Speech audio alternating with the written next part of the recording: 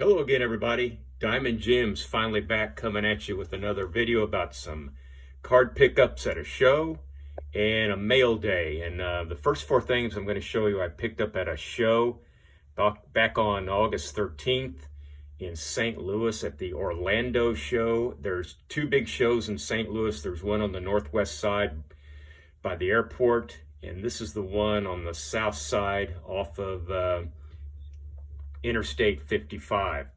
So I picked up a cut signature of Curt Flood, and this was very reasonable comparing it to such as autographed baseballs and such. It's made by Topps, guaranteed by Topps to be authentic.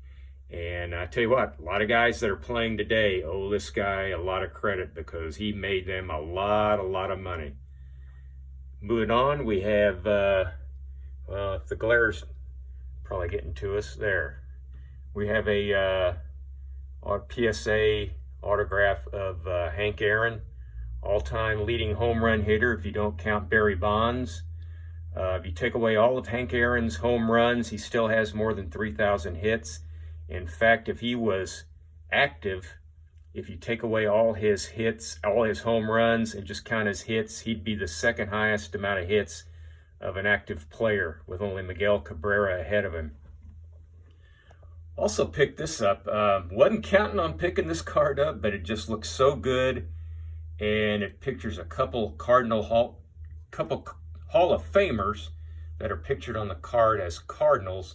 They were better known as, for exploits they had when they weren't Cardinals.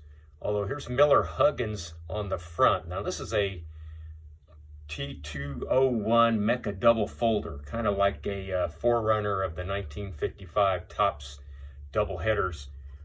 You would see Miller Huggins on the front. Let's see if I can turn this around. Then on the back, oops, hold on. On the back, there's Roger Bresnahan. There's the Mecha sign there. And it would fold over. They would use the same two legs, and if you folded it over, it'd be Roger Bresnahan. Both guys are Hall of Famers for being something other than Cardinals, but Miller Huggins went on to, of course, manage the New York Yankees with Gehrig and Ruth for maybe, I think it's 3 World Series championships, and Bresnahan went on as a Hall of Fame catcher. Although he had a couple good years as a Cardinal, his best years were elsewhere. Moving on to the fourth card of the deal, the last one I got at the card show last Sunday is a 1970 Lou Brock in a 9. And another one I wasn't planning on buying, but the price was too good and the condition was too high, so I picked him up. Funny thing about this card, it's a 1970 Lou Brock. He led the National League in steals the 4 years previous to 1970 and the 4 years after 1970.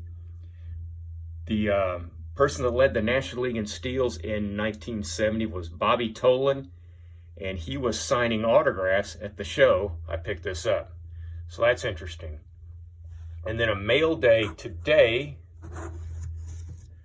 which is Bob Gibson from 1965 in an 8. I have an interesting perspective on my Bob Gibson run. It's not going to be every card he has, but it's going to be every card he has where he won an award, or he was World Series MVP, or he won 20 games. This is a year he won at least 20 games, and only 2 left in that run. I need a 66 and a 69. But once again, folks, thanks for hanging in there with me. I haven't been putting up videos, on a regular basis. And once again, collect what you like, and so long for just a while.